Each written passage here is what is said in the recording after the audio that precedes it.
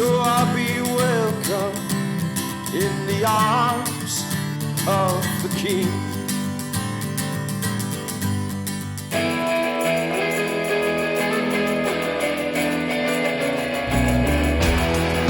And so he raises the question, what are the myths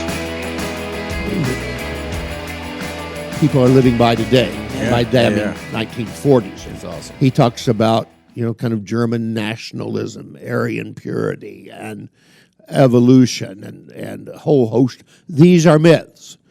And I think it's I try to emphasize this to students. I don't teach homiletics, but just in terms of pastoral work in general, that it is part of the task of the pastor to demythologize people. Yeah, it's a good way to identify the myths that they are fearing, loving, and trusting in above all things. And you're right back to Luther's definition, then large catechism, what does it mean to have a God? Yeah. And so preaching the law is not just kind of slapping people on the fingers for doing some naughty things, but identifying their idolatries, identifying their mythologies. Killing them.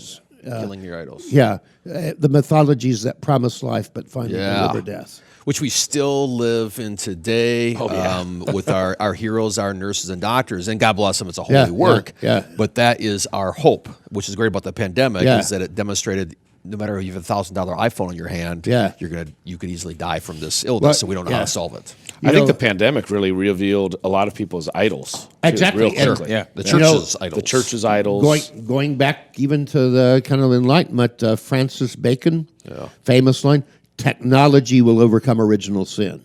Yeah. And we've been living that out, I think, since then.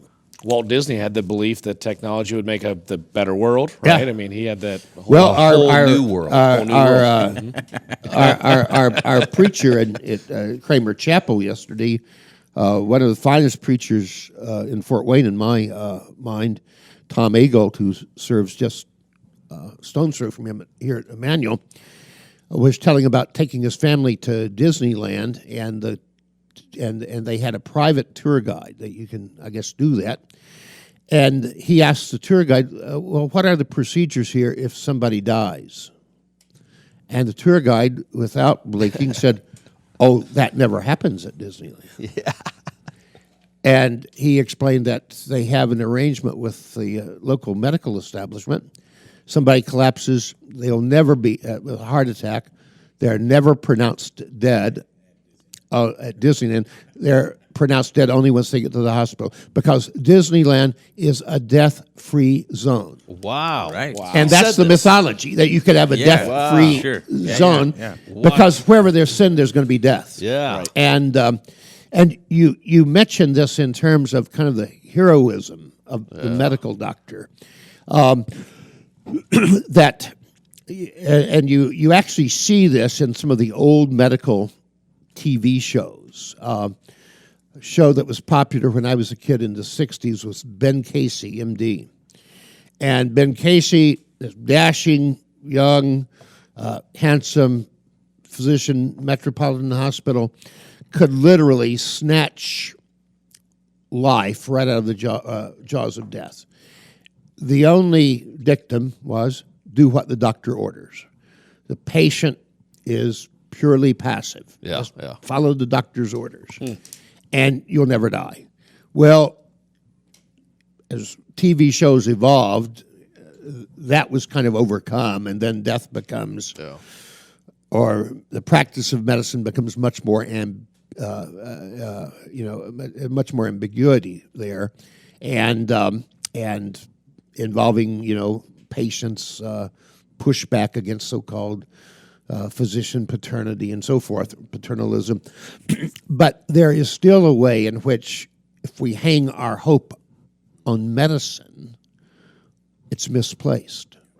Because medicine, even when it is functioning as good gift in creation, can only push back the frontiers of death so far. Yeah, right.